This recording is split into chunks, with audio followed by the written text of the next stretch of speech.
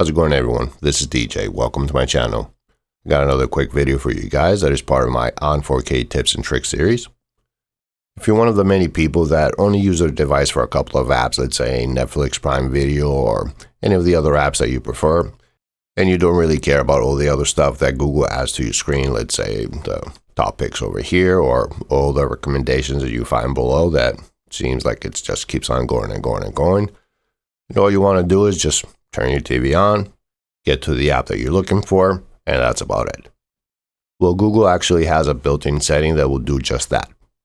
In today's video, I will show you how to enable it and all the pros and cons about it. So without any further ado, grab your remote and let's get right to it.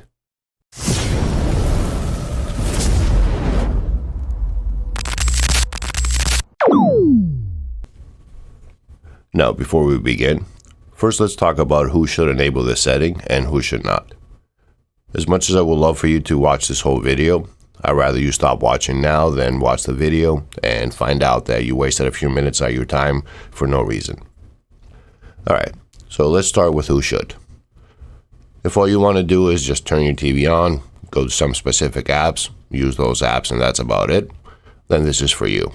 But if you use Gemini for either searching something in here or using the microphone to search for a movie, TV show, or what the weather is, if you use the live section and you use the free play app, or if you have smart devices in your house and you use the Google app that's in the quick settings over here, then this video is not for you.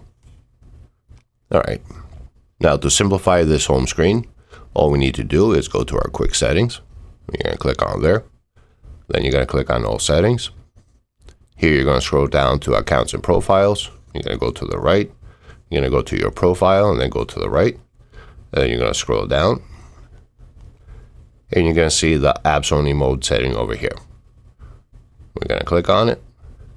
And then in here it just gives you a little explanation of what's going to happen once you turn it on and what's going to work and what's not going to work. So we're just going to click on turn on.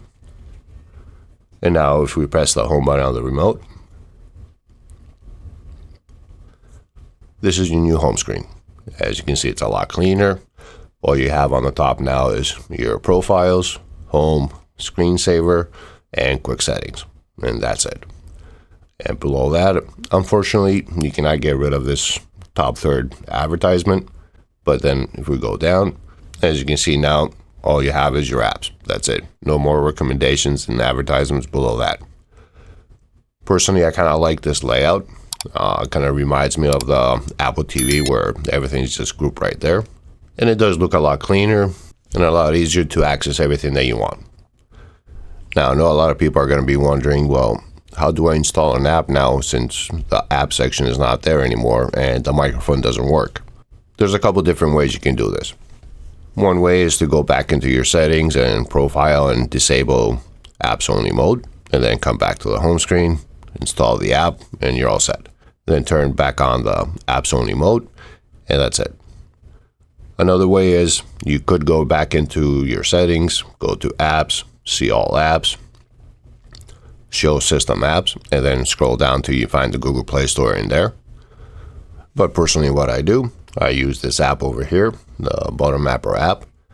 I do have a video that shows you how to install it, set it up, and how to program the buttons on the remote. I will leave a link in the description below, or you can click on the top right corner here. And pretty much what it does. Since I don't use any of these three services down here, Netflix, Paramount Plus, or Disney Plus, I program the Paramount Plus button over here. So now when I press it, it brings me right into the Google Play Store.